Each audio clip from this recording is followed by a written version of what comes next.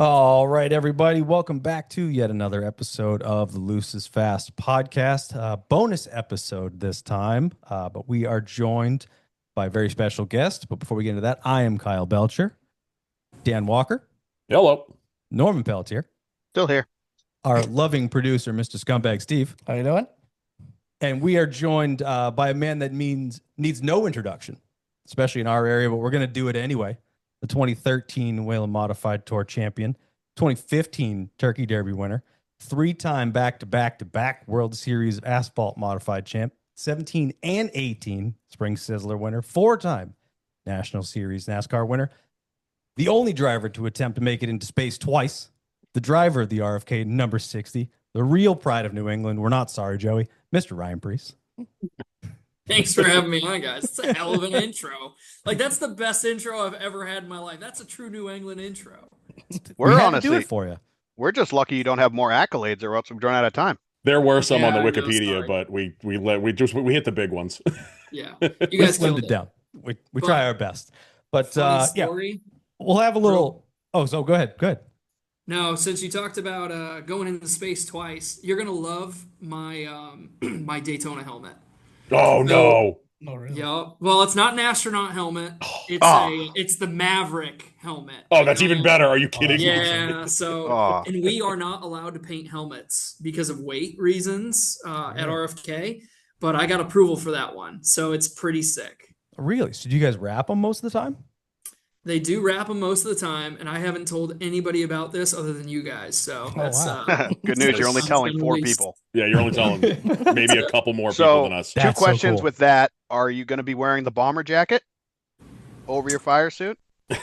I can find out if they'll change the fire. We might have to go full blown on this. Well, you fire don't suit. even need to change the fire suit, just the bomber jacket. No, and you then got to go with the fire suit too. you have to slip in, I wasn't inverted. And just like, I'm going to avoid getting inverted or something. You need Top Gun Well- quotes all over the place. I feel like I need to find out if we can do something with the fire suit, because I mean Carson Hocevar looks like Woody when he dresses up in that. Oh, it's that, so bad. Chili's It's so fire bad. suit, Yeah. So It's so And And then bad. Justin looks like his little sidekick. yeah. Yeah. Yeah. Oh, the worst was when Rodney had one. Poor Rodney. They were Yeah. sticking him in the Chili's fire suit. Oh God, the Wendy's ones too. Those ones are great. The aprons, those are great. Yeah, you Yeah, got to get on You got that. stiff competition, man. I do. So you guys created some thoughts there. Oh, Just God. don't send us the bill for it, because we Yeah, cannot afford a fire suit. The one stat that we did leave out, you are last week's Norm's Scheme of the Week winner. Oh yes, last you week. are. Put that on the stat Yep, from sheet. Nashville. Yeah. Oh yeah, nice. go You card guys Trimble. love that one. We go through schemes Oh, every that's a cool week, one. and he picks his scheme of the week every week. So you almost got it again this week, but you won it last week, so we couldn't do 2 in a row. Oh yeah, can't lose with the Castrol schemes. No. That's right. Yeah, that one was sporty. I love, honestly, my favorite thing about what RFK does with their paint schemes is the chrome numbers. Yep. Norm. No, Agree to disagree. All right. Really? I loved them at first. I think they're way overused now, but I'm not going to fight with you about it because I do Okay. love most RFK schemes. Unfortunately, the Kroger schemes, they've gotten better as the season went on. I think the Kroger was off to a slow start, but you guys have been hitting it out of the park with a lot of the late You got recent the ones. you got the toothpaste car this week, right? I do. Yeah, I do. I saw that Great. this morning. Yep. So I'm excited about that one. And honestly, Mexico City, guys. Yeah, I was Going going to to ask you Mexico as City. we're talking about it. Tell us what your thoughts are in Mexico. If you put a lot of prep time in it, how are you feeling about it? Yeah, so I've been, when you guys listen to driver interviews, every driver, pretty much says we've been in the simulator, we've been practicing, we've been doing all these things. I have literally been in the simulator every day, or every time I go in there, I set aside about 30 to 45 minutes since the beginning of March. Wow. So I have more laps around Mexico than I do at some of these other road courses, and I feel really solid about it. It kind of fits my style, so to speak, because I am a very, very heavy breaker, and for this course, that's pretty much what it's going to be. But outside of the racetrack, I'm not sure what to think. I have not gone out of this country, pretty out. I mean, I wouldn't really call going on a cruise going outside of this country. Like, Not Yeah. really. No. it's Not not really. So outside of the things that Daniel Suarez has basically told us all about it and says it's great, I'm Yeah. taking his word for it. So that little joke NASCAR video with him trying to teach everybody Spanish is actually kind of happening. Like you're having little powwows. Like, Daniel, what do we expect? That legitimately did happen during some of the recording that we did. I Oh was my like, Daniel, God. so tell me a little bit about Mexico City here, man, because I've heard some interesting things, and he completely changed my mind. So I'm going there with an open mind and really, I guess, excited about it. It's Awesome. like a lot of the other races that we've had, the Chicago Street. It's like, wait till we get there. We'll see what happens. That's right. Are you doing anything right. different, like physical training wise? We've heard a few guys were staying out west, trying to get some elevation, training in. No, I can't say I was. Who said that? I know Denny said it on his show. John Hunter, I guess. Yeah, and then I think they said it on I forget the other show. Yeah, John Hunter was staying out in Aspen for like 2 weeks. Oh wow, yeah. So- No, I won't be doing that. No, they sent poor old Ryan Priest to Boston to be at sea level. Here, have some sea level.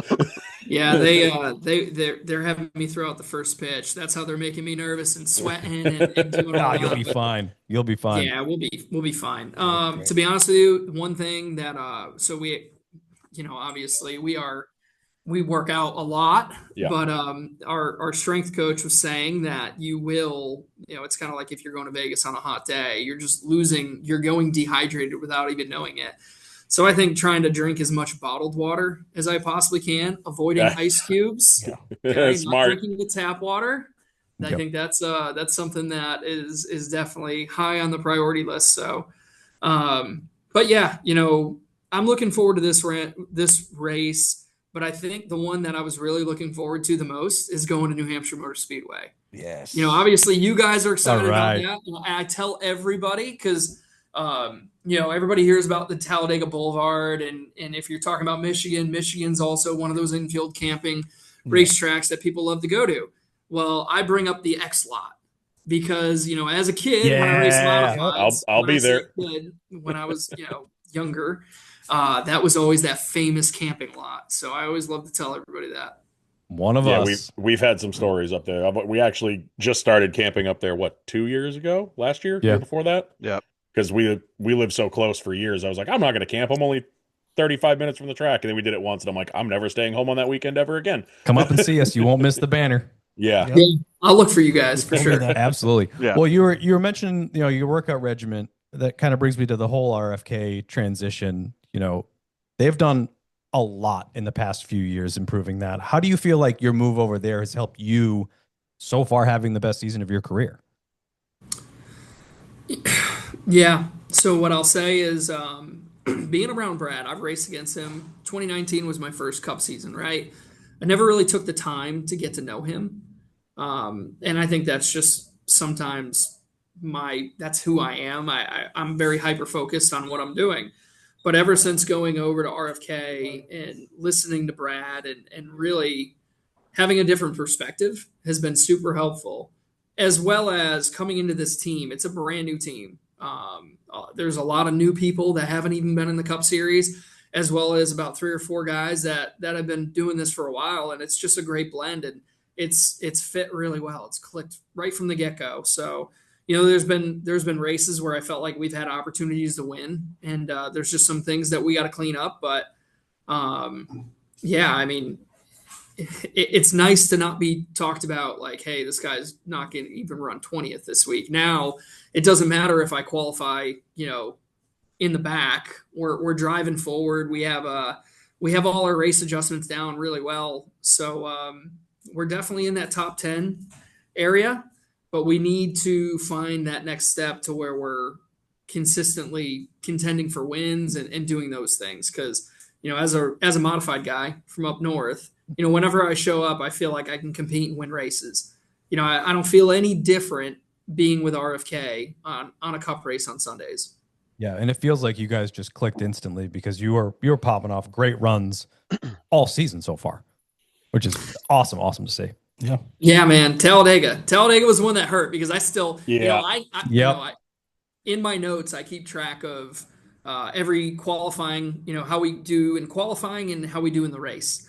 And I still have second there because I felt like we did everything right to put ourselves in position to win that race. And it just didn't work out. But 3 shims for Dale. But as they say, you keep putting yourself there, one of them's going to fall. That's right. Speaking of a New England guy from up north, I know you got to get going, so we'll hit you with one last one. Are there any kind of grassroots races or events or anything that's still on your bucket list to win or race at all? Well, to be honest with you, I'm building a super late model to go down to the Snowball Derby. And so that's one. Being from New England, I've never been to the Oxford 250. Yep.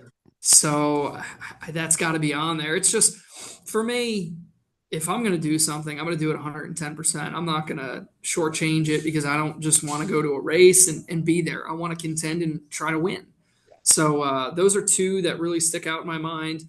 But outside of that, as a kid, as a race car driver, I've always wanted to race at IRP in a USAC sprint car.